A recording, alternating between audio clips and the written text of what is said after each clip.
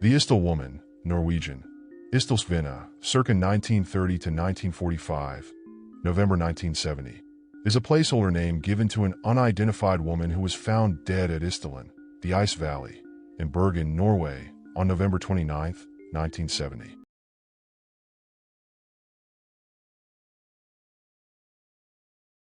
Although the police then delivered a verdict of probably suicide, the nature of the case has always triggered speculations and ongoing investigations ever since then. Half a century after the event, it still stands as one of the deepest cold case mysteries in Norwegian history.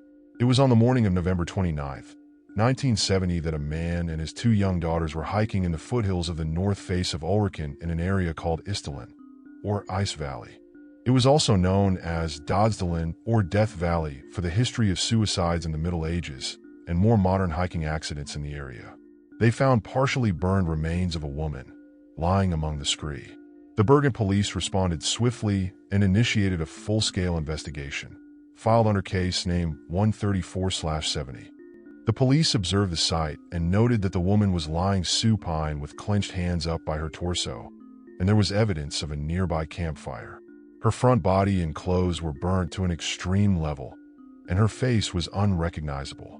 Also, nearby the body and burned by the fire were found an empty bottle of St. Halvard liqueur, 2 plastic water bottles, a plastic passport holder, rubber boots, a woolen jumper and a scarf, nylon stockings, an umbrella, purse, and a matchbox. A watch, 2 earrings, and a ring were also found. There were pieces of burnt paper strewn all over the body, and underneath this, a fur hat, which on closer examination showed traces of petrol. All marks and identification labels on each of these items are erased and rubbed off. 3 days after, police discovered 2 suitcases from the woman, which she had left at Bergen railway station. Police found 5 100 Deutsche Mark notes secreted in the lining of one of these suitcases. These were then valued at $137 in 1970. The item additionally included clothes, shoes, wigs, makeup, eczema cream, 135 Norwegian kroner, coins from Belgium, Britain, and Switzerland, maps, timetables, a pair of non-prescription glasses, sunglasses carrying partial fingerprints which matched the woman, cosmetics, and a notepad. All identification information had been removed from the items. An autopsy at the Gades Institute established that she had died of incapacitation by phenobarbital and poisoning by carbon monoxide. Soot was discovered in her lungs, and she must have been alive when she burned, and her neck was bruised, probably by a fall or blow. Testing of the woman's blood and stomach established that she had taken between 50 and 70 Phenomal brand sleeping pills, and 12 more sleeping pills were discovered along her body. Her teeth and jaw were taken at autopsy due to her specific dental work, and tissue samples of her organs were taken as well. Police called for information about the case in the Norwegian media. She had last been seen alive on November 23rd when she had checked out of room 407 of the Hotel Hordeheimen.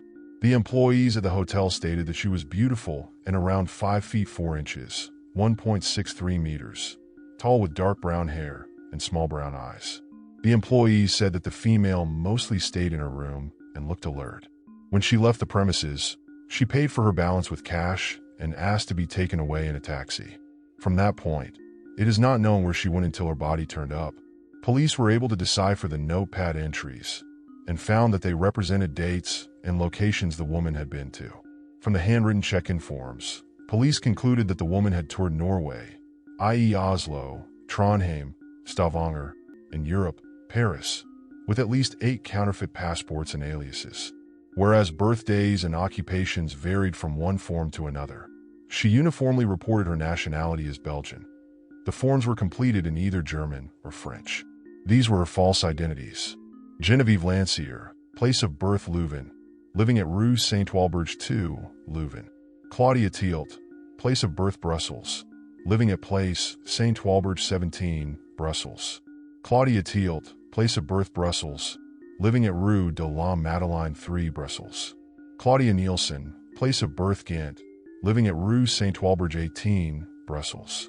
Alexia Zarmerches, place of birth Ljubljana, living at Rue Saint Hildegard 81, Brussels. Vera Jarl, place of birth Antwerp, The form with address in Brussels has been lost. Fenella Lork.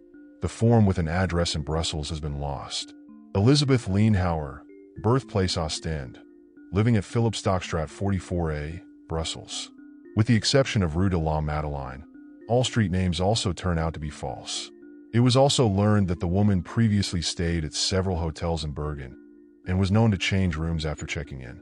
She often told hotel staff that she was a traveling saleswoman and antiquities dealer. One witness said that she overheard the woman talking to a man in German in a Bergen hotel.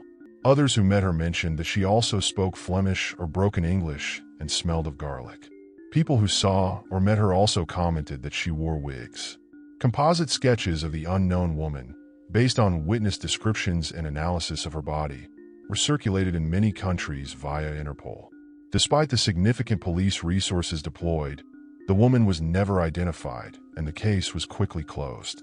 While authorities concluded that she had committed suicide by ingestion of sleeping pills, others believe that there is evidence that she was murdered. On February 5, 1971, she was buried in an unmarked grave within the Melendel graveyard located in Bergen, under a Catholic burial, because she had made use of the saints' names on check-in forms. 16 members of the Bergen police force attended, and she was interred in a zinc coffin. This was intended to preserve the body and made it easier to exhume should relatives come forward later. Much remains to be known about the case, particularly the reasons for the woman's many identities and unexplained travel plans, which raise the question of espionage or criminal activity. There are multiple investigations pointing to the possibility that she was a spy, given the Cold War context of the period. Norway had seen other strange disappearances in the 1960s, close to military bases, which were blamed on international spying. The released documents of the Norwegian Armed Forces also reveal that most of the woman's activities seem to be in accordance with the clandestine tests of the Penguin missile. A fisherman is also reported to have seen the woman in the Penguin missile testing area in Stavanger. Her presence in Stavanger is corroborated by a shoe salesman who sold her a pair of rubber boots. The taxi driver, who took the lady from the hotel to Bergen railway station, was never found. However, in 1991, a taxi driver, who did not want to be named, claimed that immediately after picking up the unknown woman at the hotel, another man got into the cab with them to take them all to the train station. A Bergen resident reported in 2005 to a local newspaper that, at the age of 26 in 1970, he suspected, after seeing the sketch circulated, that the Isdal Woman was the same woman that he had seen 5 days before the body was discovered, when he was on a hike on the hillside at Floyen. Surprisingly, she was lightly dressed for the city rather than a hike, and was walking ahead of two men wearing coats who looked southern. The woman appeared resigned and seemed about to say something to him, but did not. He visited someone he knew at the police and reported this incident, but was told to forget about it. So neither the man's name nor his alleged sighting was ever recorded at that time. After the case was reopened in 2016, Norwegian broadcaster NRK asked American artist Stephen Missel to make 6 alternative sketches of the Isdal Woman, which were shown to people who had seen her. In 2017, stable isotope analysis of the woman's teeth, taken from her unburied jawbone, indicated that the woman had been born in about 1930, plus or minus 4 years, in or near Nuremberg, Germany, but had moved to France or the France-Germany border as a child. This reinforced earlier analysis of the woman's handwriting, which suggested that she had been educated in France or a neighboring country. Analysis also indicated she had been to a dentist in either East Asia, Central Europe, Southern Europe, or South America. In 2018, NRK and the BBC World Service published a podcast series called Death in Ice Valley, which also featured interviews with eyewitnesses and forensic scientists, which suggested that the Isdal Woman's birthplace might have been southern Germany or the French-German border region, and that she was probably born in or around 1930. She was also probably raised in French-speaking Belgium. In June 2019, the BBC reported that listeners of the podcast have provided more clues. Furthermore, Colleen Fitzpatrick, a geneticist with the DNA Doe Project, contacted the Death in Ice Valley team to offer her help in identifying the woman through genetic genealogical isotope testing of autopsy tissues.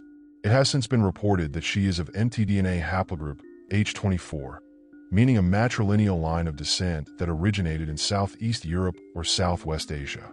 The woman also seems to have possessed a French passport, as she had an unspecified French citizen signed up on one of the flights where she traveled into Norway. Author Dennis Zacher hypothesized that Isdal Woman was a sex worker, from the way she planned her route, goal-oriented and always coming back to the same point, probably her home, her desire for anonymity, her behavior in hotels where she marked doors in different ways, and from the fact that the various men she was observed meeting never testified. Ask argued that another person was probably at the crime scene when the woman died, based on evidence from the scene and her medically intoxicated condition in the hours before her death. He noted there were arguments that supported the death being either murder or assisted suicide, believing murder to be most likely. In 2019, following the publication of an article in the French newspaper Le Républicain Lorraine, one of the locals from Forbach claimed that they had been living with the Isdal Woman for some time during the summer of 1970. The described woman was a polyglot, spoke with a Balkan accent. She used heavy makeup to make herself appear younger than her age was, 26 years. She kept her personal information secret and occasionally received scheduled telephone calls from abroad. He searched the woman's things and found multiple wigs, brightly colored clothes, and a picture of the woman riding a horse. Believing she was a spy, he decided to report her to the authorities, but feared to do so. The story of the informant and the photograph were printed in the next edition of the newspaper. On June 12, 2023, the Neue Zürcher Zeitung wrote, "Perhaps it is worth to note here that there have been assumptions which connect Isdal Woman to the Swiss banker François Genoud. Norwegian intelligence service interfered with local police investigations." It comes from a professional fact-checker for this newspaper.